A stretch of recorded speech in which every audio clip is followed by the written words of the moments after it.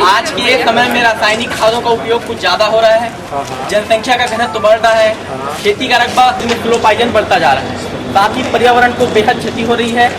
अनाज, फल, सब्जी, पानी, हर एक पशु पक्षी जो है, मतलब घर के जो पालतू जानवर होते हैं उनको बोझ समझ करके बेच दिया जा रहा है, जिससे गोबर खाद और जो घरेलू के उत्पाद होते हैं।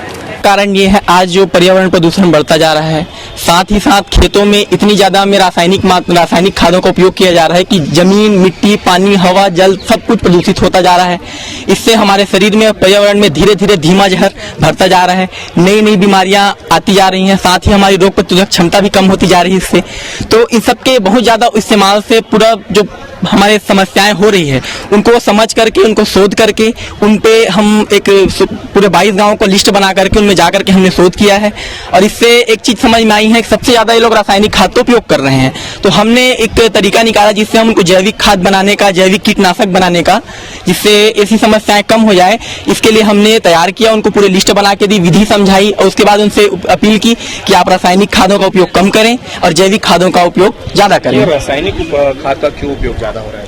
इसका रासायनिक खाद का उपयोग ये है कि देखिए जमीन का रकबा जो है कम होता जा रहा है, मतलब डिवाइड होते होते किसी के पास आधा एकड़, 1 एकड़, जैसे एक ग्राम हमने चुना है लोखंडी की जनसंख्या और जो वहाँ की जमीन है उसके अनुपात में जमीन बहुत कम है, मतलब आधा एकड़, 1 एकड़ पर किसान ऐसा।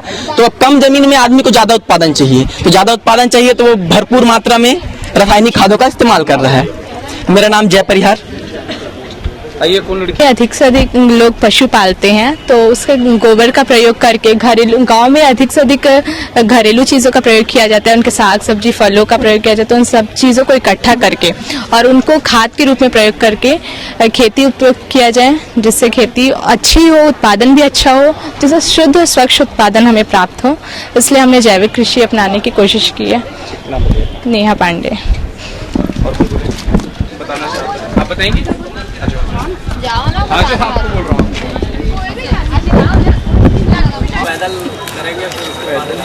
कितने बच्चे टोटल जो गांव में डिस्ट्रीब्यूट हो गए? अलग 30 से ही 22 निकलेंगे ना? जी।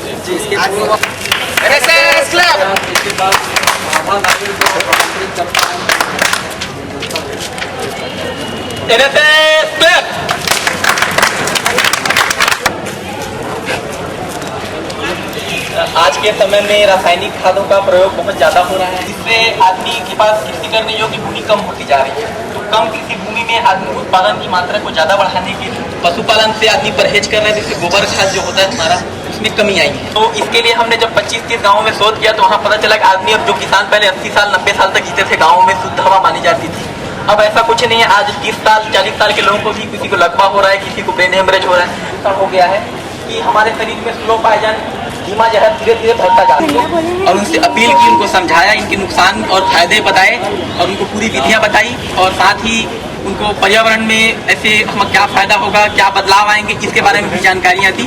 तो वे धीरे धीरे इस बात को समझ रहे हैं कि जैविक उत्पादों का प्रयोग से हमें कितना फायदा हो रहा है और पर्यावरण को कितना, मतलब इससे फायदा हो रहा है। जागरूकता। आदरणीय प्राचार्य महोदय से मैं निवेदन करूंगा कि इस रैली को हरी झंडी दिखा करके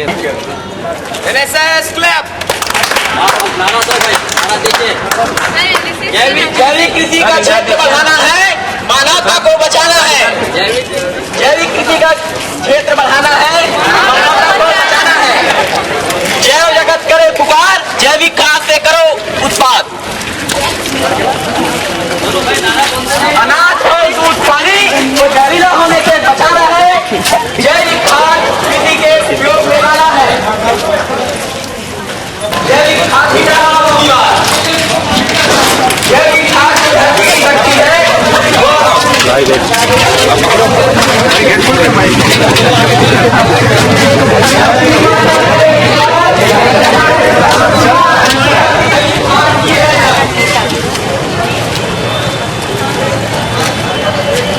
किस तरीके से आप लोग पूरे गांव को गोद दे रहे हैं, क्या वहाँ पे किया जाएगा? आजकल क्या है, रासायनिक खादों के उपयोग में से क्या हो रहा है कि जो जमीन की जो उपजाऊ क्षमता है वो कम होती जा रही है, क्योंकि रासायनिक खाद में फिलर्स होते हैं जो कि जमीन पे जम जाते हैं और उसकी जो पैदावार है उसमें कम हो जाती है।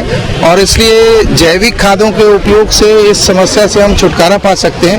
इसी बारे में लोगों को सचेत करने के लिए गांव-गांव में रैली की जाएगी, जिसमें 22 गांव में रैली की जाएगी, जिसमें आज इसका पहला चरण है और ग्राम लोखंडी में हमारी टीम जा रही है एनएसएस की, जिसमें कि पीएल चंद्राकर जी के नेतृत्व में जाएगी और वहां पर लोगों को इस बारे में सचेत किया जाएगा कि वो जैविक खाद का उपयोग करें। साथ ही हमने कॉलेज में जैविक खाद के उत्पादन के लिए एक छोटी सी यूनिट भी लगाई है ताकि यहाँ सभी लोगों को उपलब्ध हो सके जब जरूरत है। Thank you. क्या मान रहे हैं सर, क्यों इस तरीके से गिरावट आई है, क्या लग रहा है?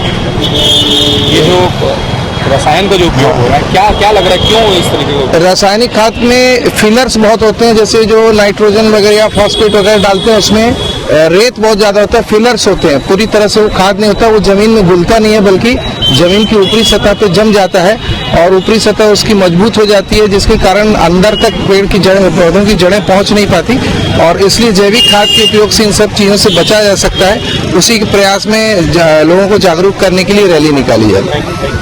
कितने दिन में रैली?